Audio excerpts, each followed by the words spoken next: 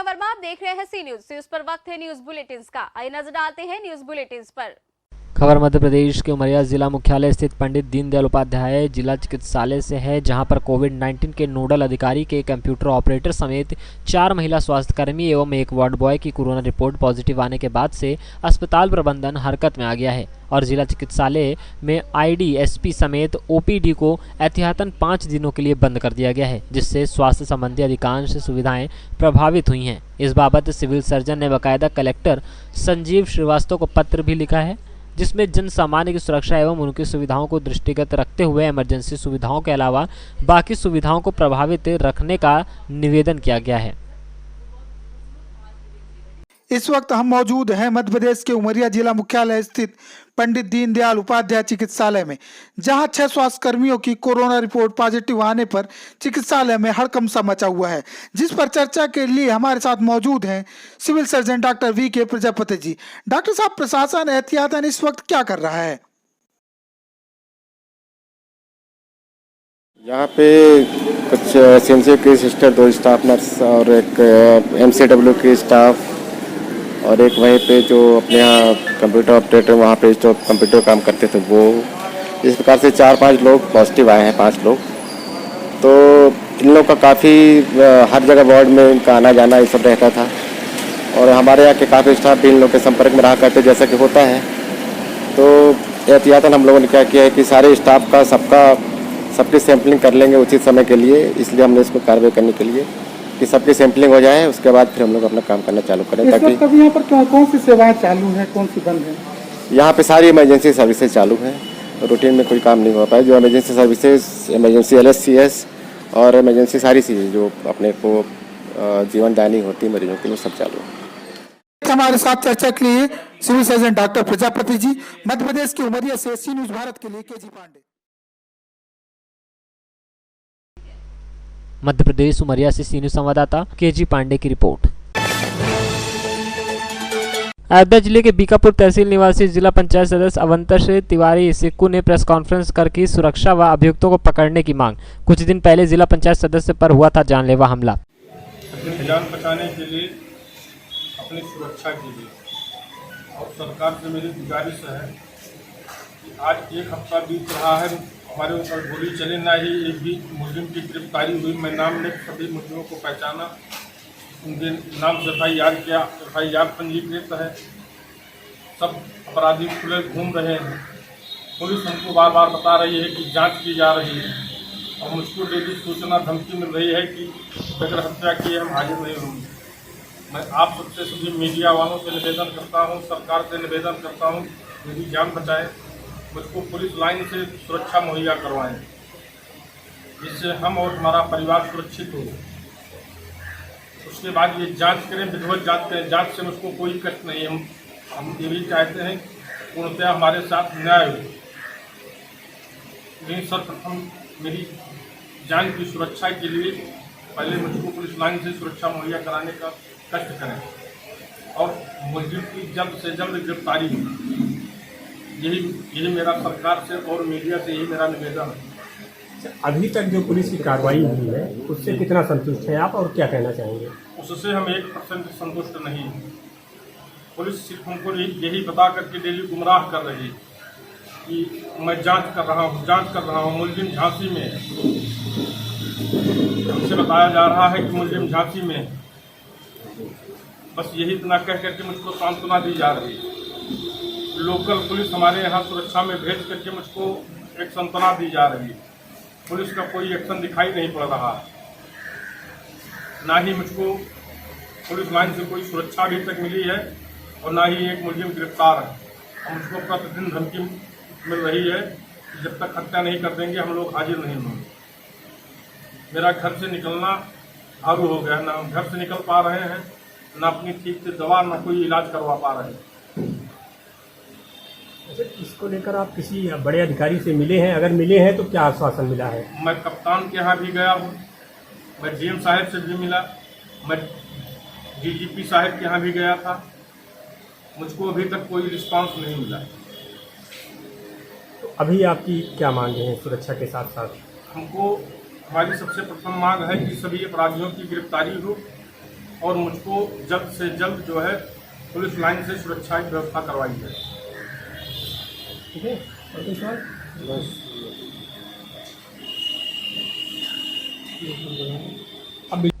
अयोध्या से सी न्यूज़ संवाददाता संतोष पांडे की रिपोर्ट। अयोध्या में दो लड़कियों की समलैंगिक विवाह का मामला आया सामने। कानपुर के रहने वाली एकता ने अयोध्या के साहेबगंज की वर्षा के साथ कानपुर के एक मंदिर में अंदर समलैंगिक विवाह किया। विवाह के बाद दोनों पति पत्नी लड़कियां अयोध्या के नगर कोतवाली में पहुंची और वहां पर अपने साथ रहने के लिए परिजनों को पुलिस द्वारा मनाए जाने की मांग की। आपको बताते चले कि अयोध्या के नगर कोतवाली में आज सुबह दो लड़कियां वर्षा और एकता पहुंची। कानपुर की रहने वाली एकता शादी के जोड़े सूट में थी तो वहीं अयोध्या की रहने वाली पैंट शर्ट के कपड़े में थी। दोनों लड़कियां बालिग हैं और वह एक साथ रहना चाहती हैं। मामला जब पुलिस के पास पहुंचा तो पुलिस ने दोनों के परिजनों को बुलवाया और बालिग होने की वजह से परिजनों के साथ रहने के लिए समझाया। पुलिस उपाधीक्षक अमर सिंह का कहना है कि वर्षा और एकता दोनों लड़कियां हैं, दोनों बालिग हैं और इन दोनों की मुलाकात फेसबुक के माध्यम से हुई थी। परिवार में रिश्तेदारी होने की वजह आना जाना भी था। अब पुलिस इनका 164 में बयान दर्ज करेगी और उसके आधार पर आगे की कार्रवाई करेगी। वहीं दोनों लड़कियों के परिजनों ने मीडिया से दूरी बनाए रखी। दोनों लड़कियों के परिजन कोतवाली पहुंच गए हैं लेकिन इस विषय पर कुछ बोलने को तैयार नहीं है। शादी करा दीजिए हम लोग की। तुम लोगों की मुलाकात कैसे हुई, दोनों में प्यार कैसे हुआ? जब पहले आते जाते थे। अच्छा ठीक है, क्या कहना चाहते हो ये बता दो। बता तो दिए, कितनी बार बताया क्या? अगर शादी करा रहे हैं तो जब आप बोलोगी तभी तो। बोल तो दिए, शादी करा दीजिए बस। किससे शादी करना चाहती हो? क्या नाम उसका? बताइए,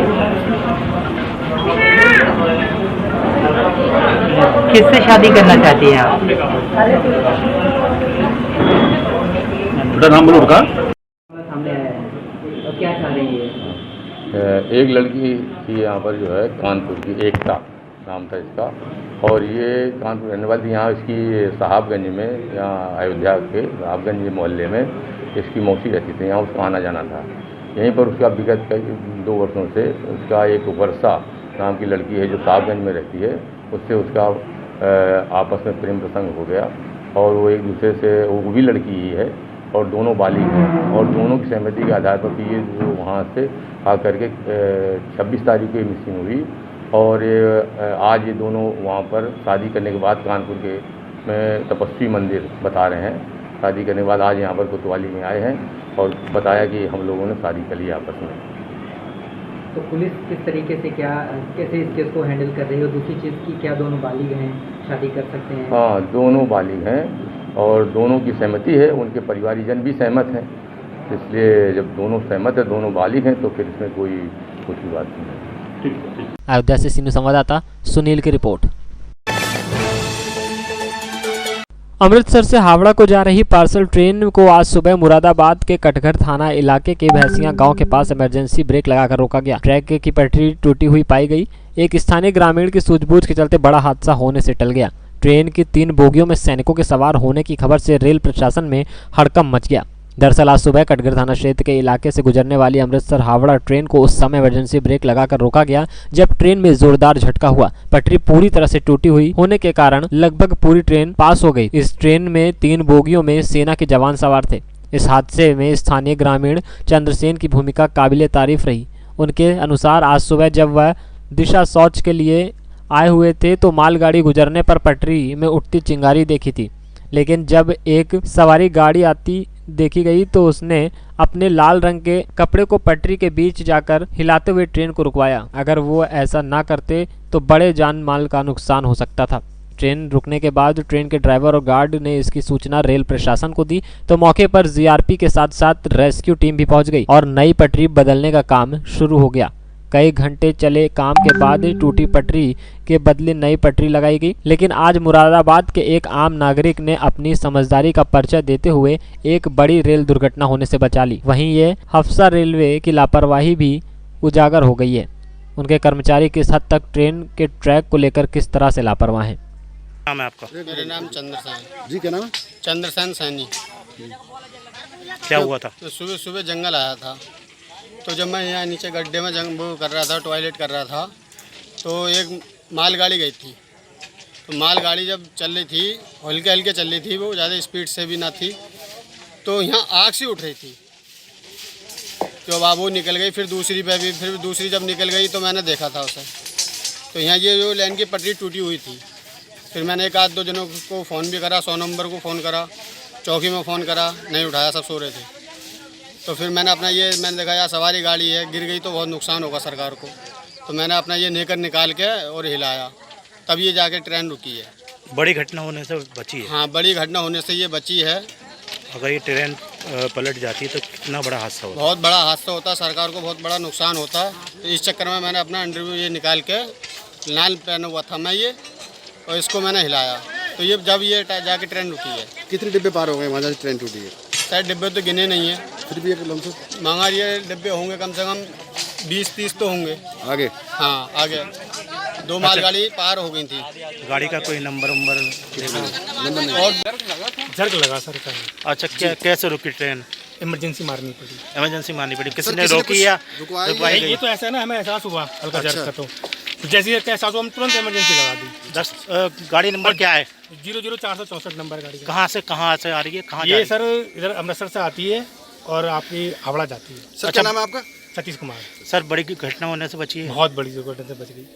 ये ट्रेन कहाँ से कहाँ जा रही है? ये जा रही है अमृतसर से हावड़ा। अच्छा, क्या हुआ था आज? कुछ नहीं, जर्क लगा था तो इमरजेंसी लगा, गाड़ी रोकी थी। नहीं, यहाँ पर जैसे लोग बता रहे हैं कि एक लड़के ने अपना नेकर उतार के लाल रंग का दिखाया, तो जब जाके गाड़ी रुकी। नहीं, हमें उसने झटका लगा के रोक लिया।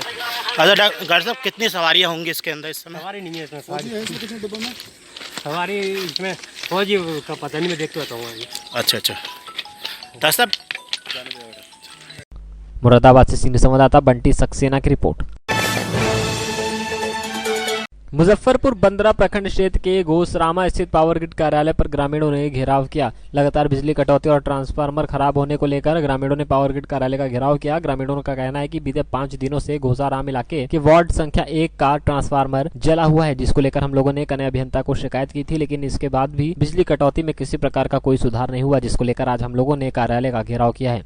लाइन कटा हुआ है, कोई पदाधिकारी सुनने को राजी नहीं है। जेई साहब न फोन उठाते हैं, न STO साहब उठाते हैं। वो एक वर्चुअली भेज देते हैं जैसे मिस्त्री को, जो इधर उधर कर देता है। इसके बाद इससे आगे कुछ नहीं हो पाता है। क्या नाम हुआ आपका? नजरे आलम। अभी जो आप लोग यहाँ इकट्ठा हुए हैं, इकट्ठा हम इसलिए हुए हैं कि हमारे वहाँ पे ये जब से पावर ग्रिड बना है, तार वही है, बार बार ये तार जो है वो चू जा रहा है वार्ड नंबर 4 में, और उसके बाद उससे 2-3 बार चुआ है तो उसको हम लोग जुड़वा दिए। उस पर क्या है, कोई भी बच्चा रहता है, रोड पे आदमी रहता है, कोई भी अगर उससे मरता है तो उसका जवाबदेही तो कोई नहीं होगा। हम लोग हमेशा लाइट के लिए परेशान होते हैं, उसके बाद भी हम लोग हमेशा शिकायत कर रहे हैं कि ये तार चेंज होना चाहिए। तार हम लोग को इतना दिक्कत है, एक तो वोल्टेज भी नहीं रहता है। अब वोल्टेज नहीं रहने का कारण वो तो अलग हो गया, उसके बाद हमेशा जो है कभी नहीं 1 हफ्ता लाइट उजला होगा। हर 2 दिन पे हम लोग को मिस्त्री बुलाते हैं, प्राइवेट अपना खर्चा करके हमेशा 100 दो, 200 दो, 500 दो, हमेशा यही कारण है। तो इसीलिए हम लोग इकट्ठा हुए हैं। और कभी भी लाइट का जो है हम लोग को व्यवस्था, पावर हाउस यहाँ नज़दीक में है, उसके बाद भी लाइट का ही स्थिति है कि रात में पंखा भी नहीं चलता है, इतना स्थिति है। मुजफ्फरपुर से सीनियर संवाददाता गंधीर कुमार झा की रिपोर्ट। न्यूज बुलेटिन में फिलहाल इतना ही। बाकी देश और दुनिया से जुड़ी बड़ी खबरें जानने के लिए विजिट करें हमारी वेबसाइट cnewsbharat.com पर, और अपडेट रहने के लिए प्ले स्टोर से डाउनलोड करें सी न्यूज भारत ऐप। बने रहिए सी न्यूज के साथ, हर खबर आपके साथ, आपके हाथ।